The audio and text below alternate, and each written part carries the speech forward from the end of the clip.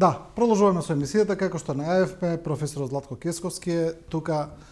Професоре, добре дојдовте во студио 10. Ми се чини дека сте прв пат во студио 10. Да, благодарам на покана. Тоа ни е секогаш мило кога ќе донесеме некој, вие не сте, се разбира, нов лик во јавноста, но кога прв пат ќе дојде кај нас, ни е мило. Професоре, во среда, во четврток почнува самитот на ОПСЕ во земјава, се очекува да бидат присутни повеќе од 70 странски делегации. Навистина, еден огромен број на странски дипломати, меѓу кои и шефовите на дипломати на Соединетите Американски држави и на Русија, Блинкен и Лавров. Ќе видиме дали ќе дојде и украинскиот шеф Кулеба поради доаѓањето на Лавров, тоа е додатна приказна тука, но сепак огромен настан, многу важен настан за Македонија, можеби еден од најголемите настани кој е организиран, ако не и најголем, но вие исто така знаете, бидејќи сте работеле и во тој сектор, организацијски кошмар за институциите кои сето ова треба да го подготват, да помине добро, да помине безбедно. Како гледате на настанот, кои мислите дека ќе бидат главните предизвици? Од безбедносен. Да, од безбедносен аспект, се разбира. Видите, ова е мега настан. Значи, прво, најголем досега кој што е во организација на македонска држава. Претходно имало неколку самити, меѓутоа сепак во многу помал формат од типот на југоисточна Европа, форма на југоисточна Европа со присуство на можда 10 на 15 делегации. Во секој случај, ова е предизвик за првенствено за безбедносните служби во Македонија, но секако и за целата администрација, вклучена во еден ваков мега настан, која ќе навлезете во начинот на безбедност, односно организираниот безбедносен аспект, се разбира не се вклучени само безбедносните служби, тие се во форма на организација на процесот и на безбедносните мерки превземени за ваков настан, меѓутоа вклучени се и голем број други административни капацитети во државата. Македонија или Скопје генерално нема инфраструктура која што би можела да ги поддржи ваквите мега настани и од тие причини ги гледаме овие мерки кои што се превземаат во моментов во однос на затворање на инфраструктурата која што е потребна за отекот на движењето. Секако логистиката е огромен предизвик, бидејќи прогласување на неработен ден. Видите, прогласувањето на неработен ден е од аспект на прво на движење на луѓе, на огромен број луѓе кои што треба да дојдат и да си одат од работа, меѓутоа од втора причина која што ја гледам е обезбедување на вработени во администрација кои што треба да бидат ангажирани во овој целиот процес. Ви имате 70 делегации кои што треба да се сместат, треба да се пречекаат, треба да се сместат, треба да се довезат, нели, до местото на сместување, местото на настанот. Секоја делегација има своји специфики. Прво од протоколарен, второ од безбедносен аспект. Во моментов безбедносната состојба на глобални рамки, геостратешките раздвижувања во моментов се во една огромна или најголема криза после Втората светска војна, би рекол, така да односите помеѓу Истокот и Западот си носи своите предизвици. Значи, самото присуство на Лавров, кој што во принцип се движи повеќе во источната хемисфера и од друга страна Блинкен, кој што нели е западната алијанса. Имаме овде еден спој кој што може би се случува и прв пат или втор пат после самитот Обединети нации, ми се чини. Кај што овие две делегации се вкрстуваат. Јас ова би го рекол и предизвик за општо за држава. Ова е еден голем настан за Македонија, кој што треба да донесе и голема афирмација на државата. Сигурно ќе бидат ангажирани огромен број на безбедносни служби и лица овластени, бидејќи трасата на движење е една, која што треба да се обезбеди, меѓутоа, како што реков, логистички гледано, сместување на околу 1000 членови на делегациите е еден втор предизвик. Има некои делегации, значи, на пример американската, па веројатно и руската, бројат по 70-80 членови само, самата делегација. Да, значи во членовите на делегациите во принцип се во од овие држави, големите држави се дели безбедносни официри кои што се служат, се грижат за безбедноста. Некои од нив дури носат и сопствени возила. Меѓутоа, во секој случај, јас сум организирал големи настани. Значи, еден од тие самитот на шефови на држави на Југоисточна Европа, значи 13 делегации председатели на држави. Тоа е една огромна организација. Верувајте ми дека предизвик за целата администрација, владата, државата, воопшто граѓаните. Значи, рачунате дека Македонија ќе е во центар на внимание во наредните 2 дена во светов, на светски рамки. Мислам дека, претпоставам дека и министерот за надворешни на Украина ќе дојде, и тука имате една делегација сигурно околу 70 на луѓе, бидејќи безбедноста е во секој случај на примарна основа. Мислам дека во помош се нашите пријатели од Алијансата, сигурно, околу припремање на оние процеси предвремени. Значи, овој процес од безбедносен аспект и ваков мега настан се припрема повеќе месеци. Значи, то не е денес или утре е денот на почеток, меѓутоа од безбедносни гледишта, тој се припрема со месеци наназад, прибирајќи информации, согледувајќи ги безбедносните Ова е интересно што го кажавте за Скопје, кај што кажавте дека Скопје нема капацитет за ваков мега настан и навистина делото собраќаниците се затвараат, па и самата сала Борис Трајковски е пренаминета. Таа е спортска сала, всушност не е сала за вакви конференции, но целосно, тотално е пренаменета. Тука се хотелите кои треба да обезбедат сместување, но не е проблем само во хотелот, проблем е и безбедноста околу хотелот, рутата, движење до хотелот и назад. Значи, Скопје не може, сега ова е на некој начин импровизација која би требало да овозможи нормално функционирање на целиот настан. Но Скопје очигледно нема капацитет за вакво нешто. Да, па видите, значи немаме ни инфраструктура, таа логистичка инфраструктура која овозможува непречено движење прво на сите делегации. Значи, тоа непречено движење во принцип би подразбирало блокирање, односно затворање на дел од сообраќајниците.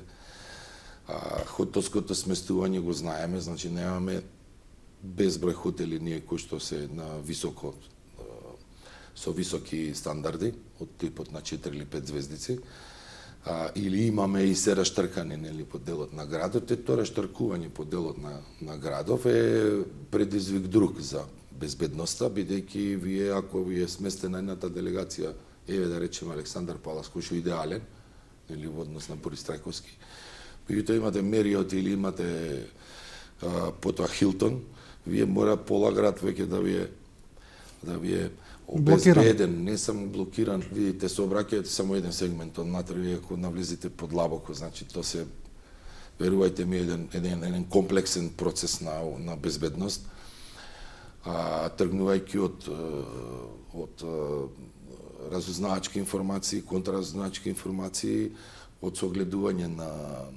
регионот, микрорегионот, од местото на хотелот, па трасата на движење, местото на застанување и така натаму, од проверки на лица на објекти и така натаму до онај момент на движење, па непосредната безбедност, организацијата протоколарна, време на доаѓање, време на заминување.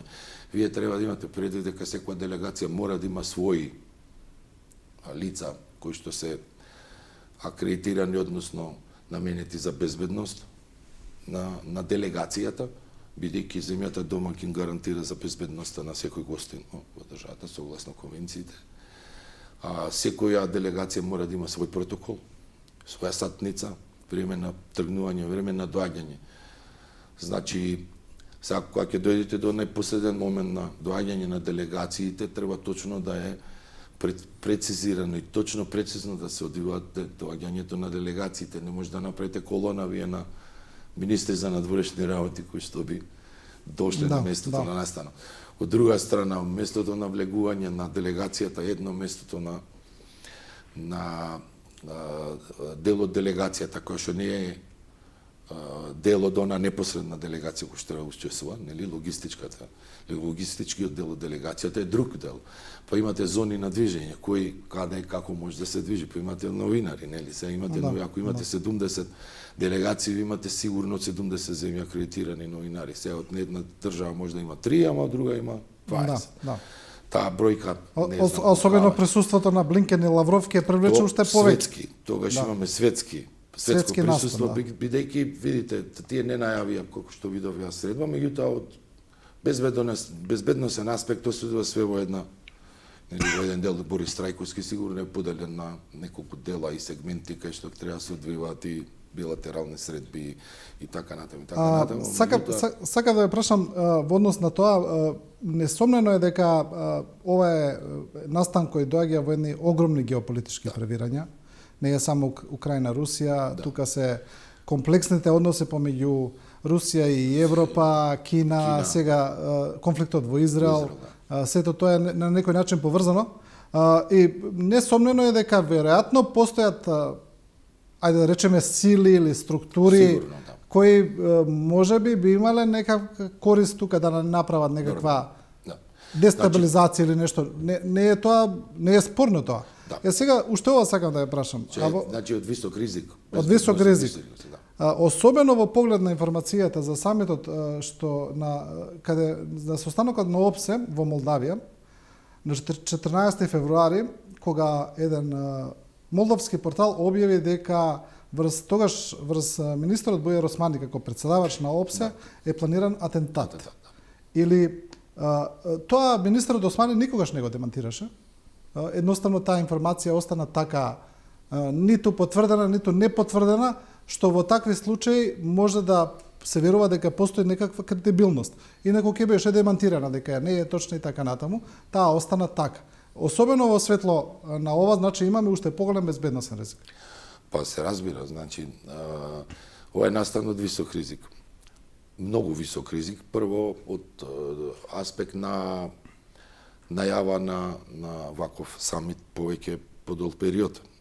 Значи, ако навлеземе во можноста на извршување на терористички акти, вие имате во историјата припреми кои што траат и 4 години. Значи, познавајќи дека мислечени во Етиопија, ето само на афричките држави, терористичката група од Египет се сели во Етиопија 4 години. Тие создаваат семејство таму, одат на редовна работа и така натаму, е терористичка група која што треба да изврши атентат врз египетскиот претседател. Ме разбирате, значи најавен настан од ваков аспект секако ризикот го крева на уште повисоко ниво. Од тие причини ви напоменав дека не го сметам ја предизвикот само за безбедносните служби. Безбедносните служби се хиперактивни во овој период, сигурно помагаат и сојузничките служби, бидејќи како што она го гледате вие, нели, вака се гледа со голо око, поголем е процесот и системот на организација на едни вакви настани во позадина. Значи, земете ги во обзир сите информации кои што треба да стигнат, а тоа се поединечни, значи што значи загрозување на безбедноста на секој член на делегацијата или да речеме како гледаат регионот или можноста за, не знам, за казахстанската делегација. Значи не се гледа само целосно како самит, него и поединечно како делегација. А сите имаат специфични закони некакви. Нормално. Сега рачунате дека нашите служби мора да комуницираат со секоја служба поединечно, за да можат да ги приберат соодветните информации, да работат на терен. Контролирање на границите, контролирање на местата на движење, на објектите на движење, сместувањето во движењето, блокирањето, рачунате дека сигурно цел капацитет на 8 септември болницата мора да е ставен во функција, мора против пожарните служби да се стане. Тоа е еден огромен процес, околу 20 до 30 институции учествуваат во еден ваков процес, секако дека при проценката на безбедносната проценка која се врши во врска со ваквите настани, се врши од аспект на прво поединечна, а второ и од геополитичките и геостратешките раздвижувања и интереси во моментот. Ние во овој момент, како што на почетокот кажа, сме во лошата или најголемата криза безбедносна и меѓународна после Втора светска војна. Значи, таков еден предизвик е навистина предизвик прво за нашата држава воопшто, институциите, безбедносните служби секако, меѓутоа и како општество воопшто.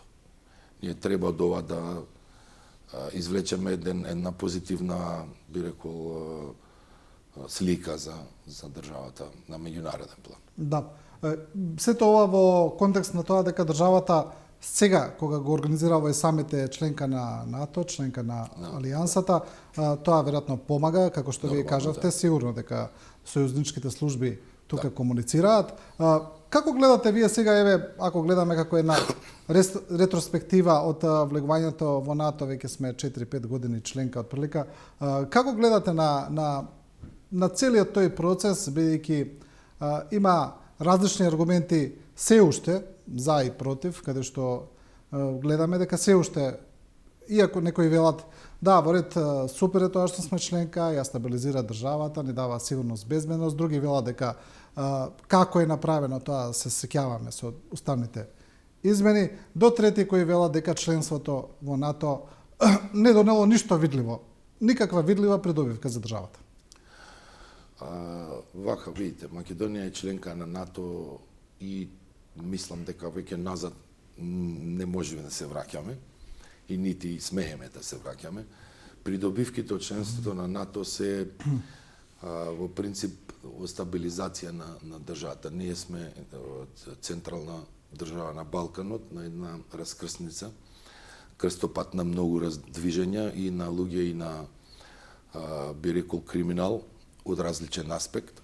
Ние сме во последните 10 години на балканската рута на мигрирање на бегалците од среден Блискиот исток. Бегалската рута тука поминува. Значи, се уште. Така да, претходно земено, начинот на распаѓање на бившата држава, кај ја стави Македонија геополитички, значи ние до 95-та година не бевме меѓународно призната држава, не бевме членка на Обединети нации. Мислам дека до тој период, а и после тоа, се повеќе и ден денес имаме сили кои што тоа го употребуваат од аспект на влијание врз процесите Македонија. Ние сме навистина мала држава, меѓутоа сме во геополитички во центарот и во срцето на Балканот, во срцето на север, југ, исток, запад. Значи, таа позната голема и мала порта низ која што мора да се помине. Балканска крстосница. Балканска крстосница, меѓутоа, значи, од развиениот свет кон Блискиот исток. Значи, ова е една рута која што ние не може да избегнеме. Од друга страна, што донесе НАТО? НАТО донесе една, би требало, една огромна соработка со развиените безбедносни служби, сојузници, кои што во секој случај и од секој аспект би требало да прво да извршат голема обука на безбедносните служби. Ние не зборуваме овде за армијата, само зборуваме за цело ниво на безбедносни служби, веќе од пријателски аспект, значи не се тие, веќе се сојузнички служби кои што треба да ни помогнат во зачувување на безбедноста на државата. Втора работа која што ја сметаме е унитарноста на државата, значи ние мислам дека процесот на оној страв на распаѓање на државата, односно унитарниот дел на државата, дека е завршен. ние сме опколени со држави членки на НАТО, освен Србија. Србија е неутрална во моментов, меѓутоа го гледаме влијанието на една нас спротивна страна, тоа е руско-кинеското влијание врз Србија секој дневно, кое што е во судир со нашите сојузници. Сега, кај интересот е токму ова. Историски гледано, Македонија никогаш не била интерес на Русија, да речеме. Никогаш. Значи, од аспект на создавање на државата, од аспект на создавање на некоја држава за која што се борела македонскиот народ историски. Така да сметам дека сега сме на правата страна на онако на која што ние како држава треба и припаѓаме, тоа е западната цивилизација и западниот свет, со кој што треба длабоко да се трудиме да ги оствариме сите неопходни стандарди и мерки кои што треба да бидат имплементирани и од аспект на безбедноста, меѓутоа секако членството на НАТО е придобивка во развој на демократијата и тоа го гледаме од аспект на се поголемо вклучување на дел од државите, стратешките партнери како што е Соединетите Американски држави врз, да речем, сузбивање на корупцијата, од аспект на придобивка на владење на право за кое што не можеме да стигнеме до едно солидно ниво веќе 30 години, инволвирање на наши стратешки партнери во овие процеси кои што се навистина неопходни за создавање на еден систем на вреднување кој што секако е потребен и од аспект на функционирање на сојузништвото од наша страна кон нашите сојузници во НАТО во овој момент, а се разбира и како скалило кој што треба да не одведе до членство во Европската Унија. Сега при посетата на генералниот секретар на НАТО Јенс Столтенберг на земја беше спомнато токму тоа што го зборувате. Тој ја спомна корупцијата. Да.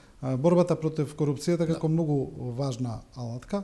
Неодамна имавме повторно актуализирање на црна листа на Соединетите Американски држави, на нивното Министерство за финансии, имаат и на Стејт департамент црна листа, каде што повторно составени личности од државата и сето тоа во насока за борба против корупцијата.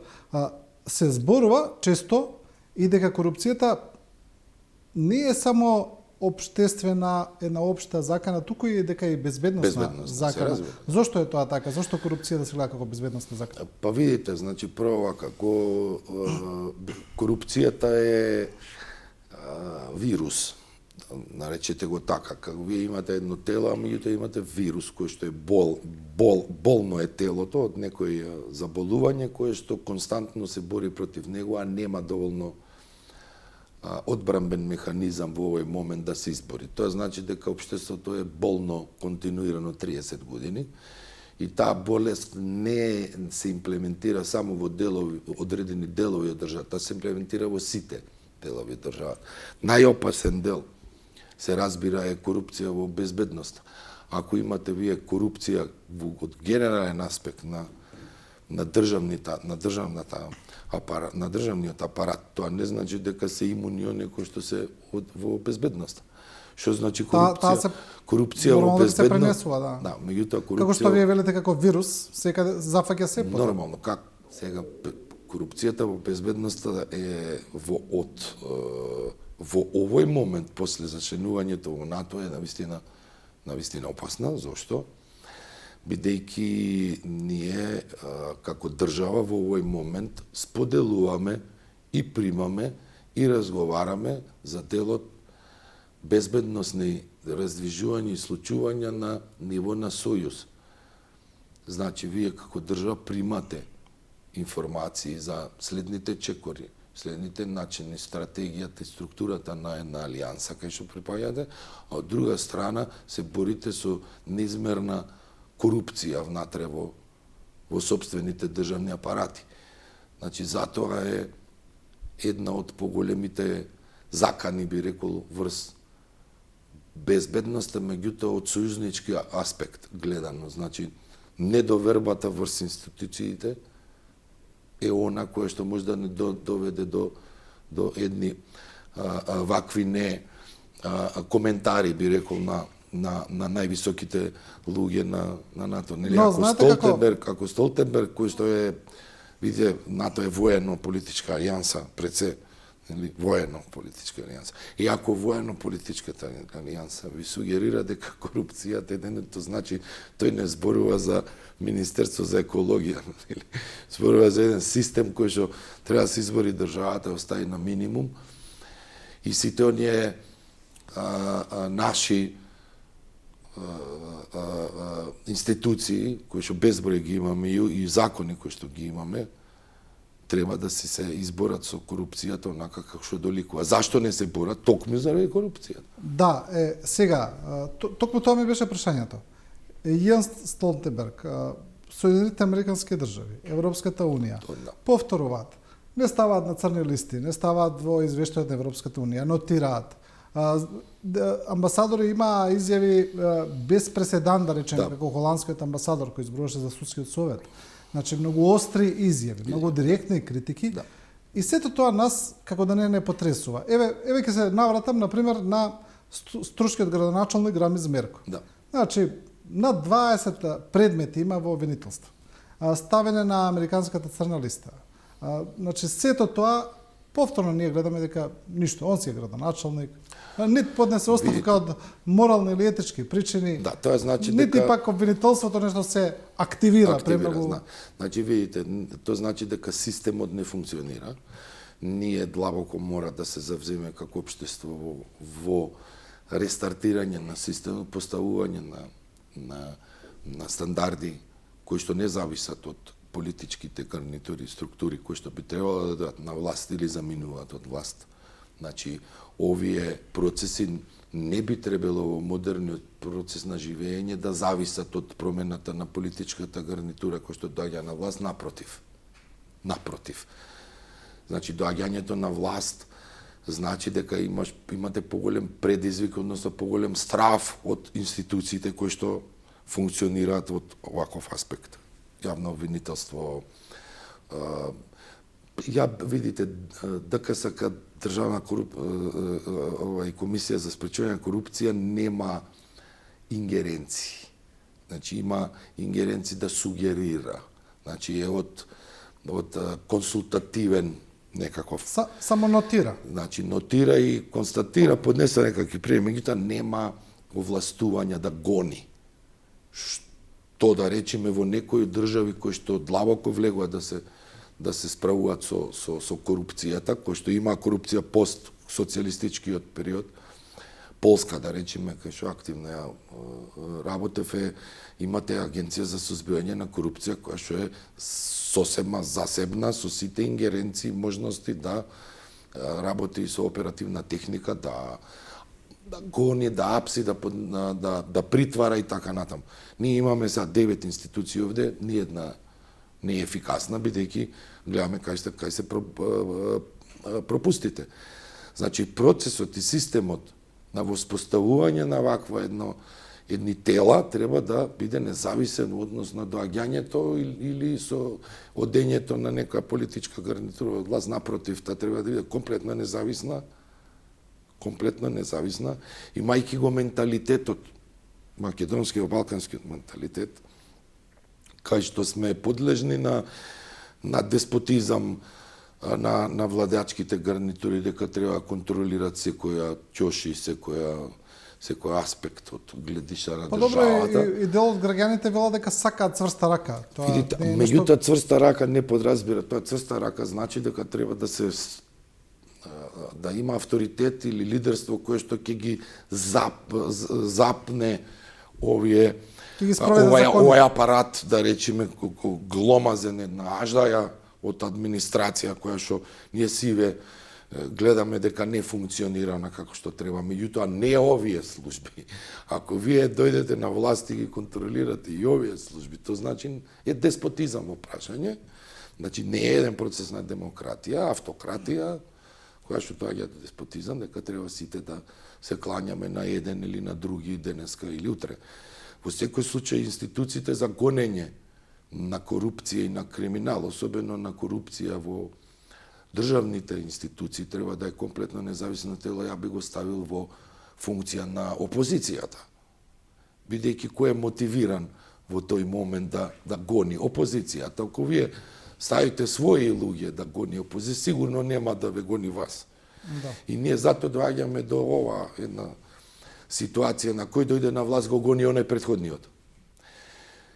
Што не е неисправно, меѓутоа е исправно и да се бори во своите натрешните редови и ние се помалу гледаме тој еден Политиката, дел дека значи, се случува. во зависност од своите интереси, ја тера работата во тој правец. Па мораме да напуштиме сега, бидејќи гледаме дека 30 години немаме резултат од тоа. Да, Чим добро. немаме резултат, значи нешто мора да се менува многу коренито и да се дојде до еден систем кој што независно ќе функционира од политичките движења. Втора работа, нешто што ние мораме да го имаме како општество, да го развиеме, тоа се општествената одговорност на секој граѓанин. Вклучувањето на секој граѓанин во дадени невладини организации. Малку се непопуларни невладини организации во Македонија од различни аспекти и гледишта, меѓутоа ние немаме развиен систем на невладини организации кои што се стаени во форма на контрола на владеењето.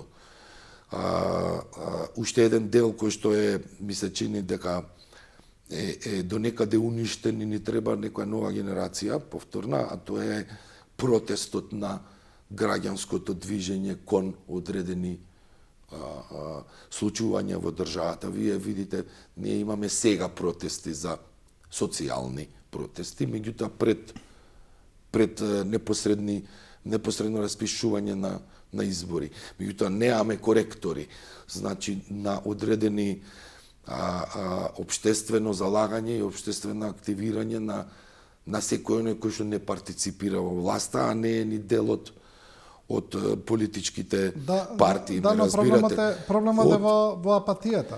Многу граѓаните точно, се видите, апатијата кога дојде до апатија, во оној момент кога политичките гарнитури не ги препознаваат протестите на граѓанските движења, ме разбирате?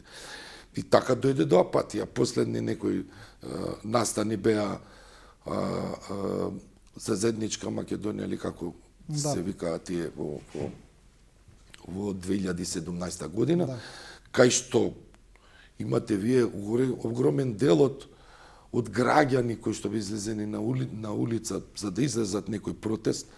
Не навлегувам сега во протестот како содржина, меѓутоа крајниот резултат е дека се изманипулирани, ме разбирате, и сега во тој аспект вие имате агонија, имате една аморфна маса во моментов.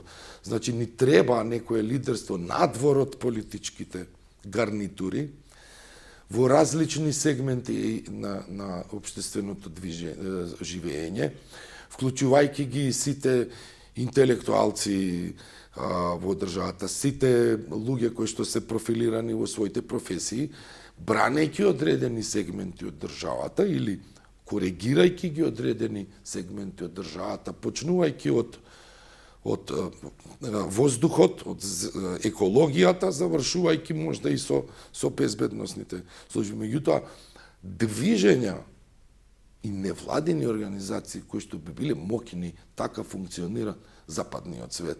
Значи, корекцијата е во невладиното зачленување, активизам и така натаму, кој што би било коректор. Ние, извини, уште една реченица, ние влеговме во процес на демократија после едно општествено уредување кој што не препознаваше повеќе политички гарнитури, значи од комунизам во демократија, разговарајќи со неколку мои колеги во Германија, точно ова прашање постави, кој е проблемот? Се повеќе ние од старата генерација се потсеќаме на еден систем кој што функционирал во бившата држава, нели? И сме имале систем кој што вистина функционирал, стандарди кои што биле поставени, почитување на закони и така натаму, и сега во еден момент ние како општество, држава, граѓани, нација сме одлучиле дека сакаме да живееме во некое друго општество, по-демократско, кај што би требало да биде да биде подобри, да има подобар систем, да сите луѓе, нели, независно од политичките размислувања и определби, би излегле на површина. Што добиваме ние после 30 години? Ние добиваме носталгија кон ова кој што сме го напуштиле, и ова е еден разговор кој што неколку пати сум го имал со одредени луѓе инволвирани во високата демократија, членови на Европскиот парламент и така натаму. А која е причината?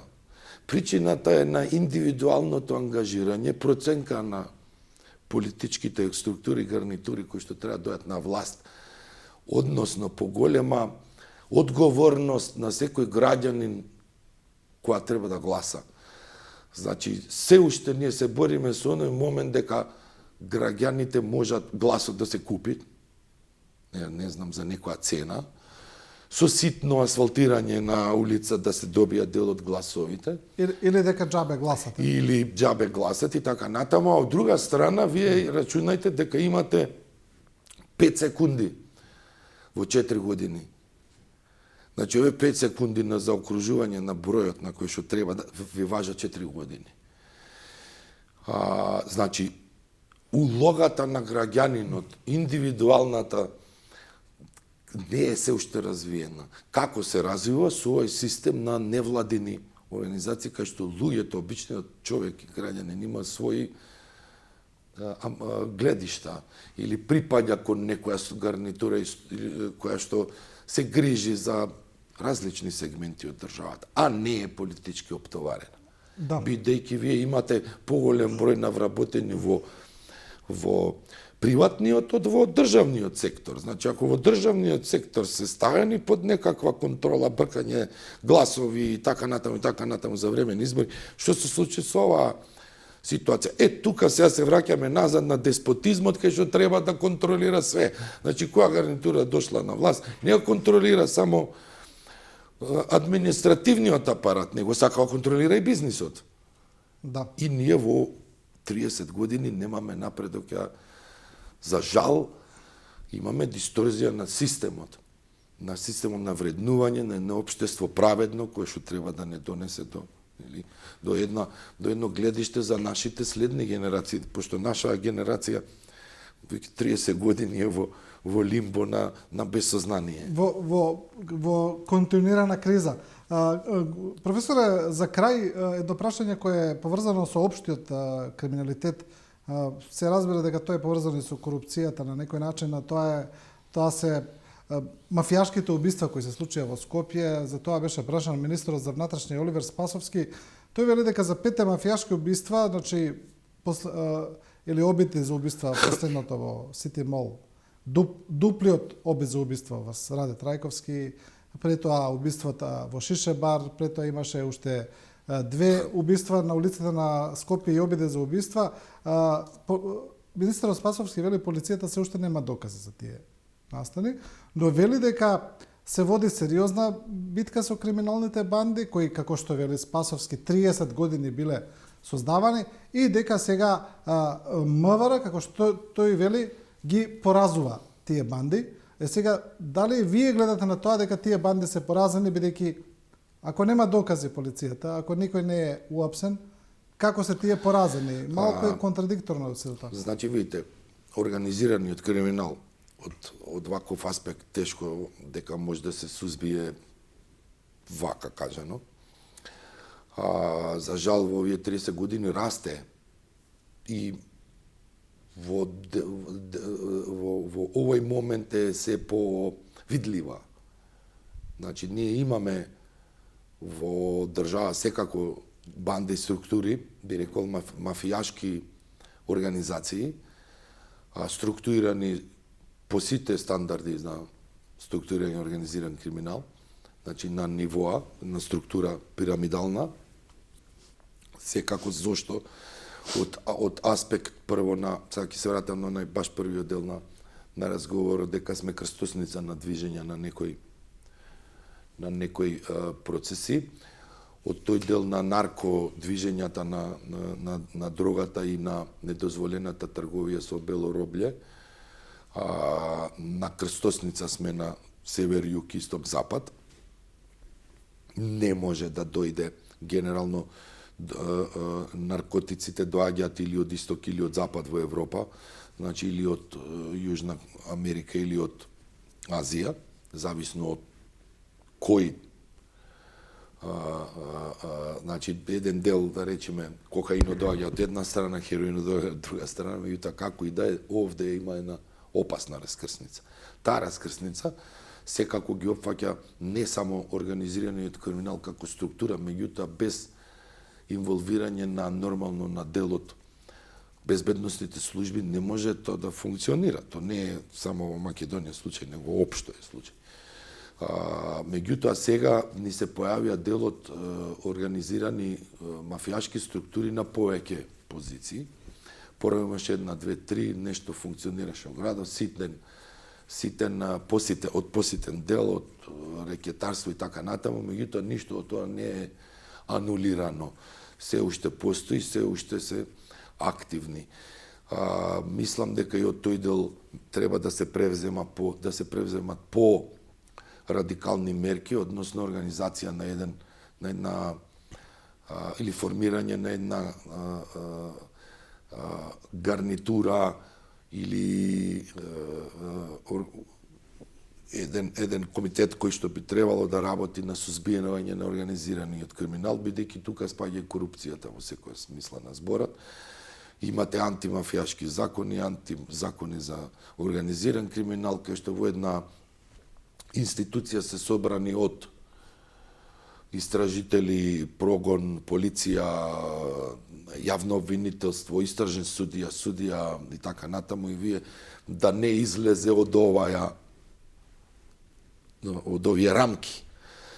Зошто? Ако е затруеност општеството, тогаш секој излегување од рамката на една ваква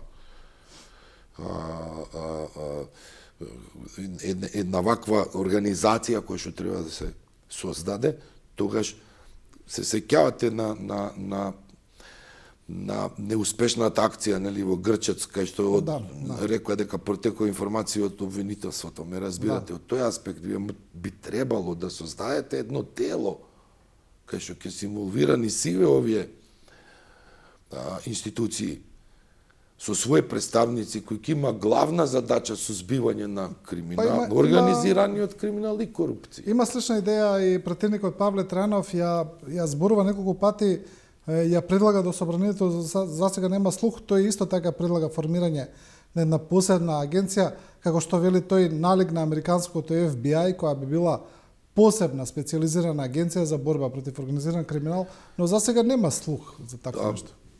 Видите, мислам дека има Италија, ваква антимафија, имаше Бугарија по примерот на Италија, имаше Романија по примерот на Италија, и ние ако имаме, ние не сакаме да си признаеме самите дека Хрватска. Има Хрватска. Значи, вие мора да создадете тело кое што ќе го заштитите од проток на информација, од влијанија и така натаму. Мора да ги луѓето да ги заштитите во секаков аспект, да ги мотивирате нормално, бидејќи видите, вие кога се борите со корупција, се борите против милиони евра, кога се борите против организиран криминал, се борите против милиони евра. Некојаш дури и до милиарди евра, зависно од трговијата која што се случува. И за вие не можете да имате тамо луѓе запослени со 1000 евра плата и не знаејќи дали може сметки денеска дома да ја плати, дали ќе му е семејството ќе живее нормално, а од друга страна да го... Тука се... Значи, мора да имате едно тело. Дали има желба политичките гарнитури да го ова спроведат, да формираат и да почнат вистинска борба со организираниот криминал и корупцијата, помогната нормално од нашите сојузници, стратешки партнери, примерите ни светов. Значи, секој би ни помогнал, верувајте ми, особено сега сме сојузници во НАТО, имаме многу држави кои што овој процес го... Видите, никогаш не е доста, и сега во Германија се борат против организираниот криминал. Да, секаде тоа не е значи, спорно. Не е тој некој нешто што вие може да го исчистите до последна пора. Невозможно е. Меѓутоа имате тело кое што знаете дека се бори до крај. Да. Добро, господин Кесковски, ви благодарам за ова гостување. Како што кажавме на почетокот, прв пат во студио 10, се надевам не последен пат. Благодарам на поканата и поздрав на гледачите.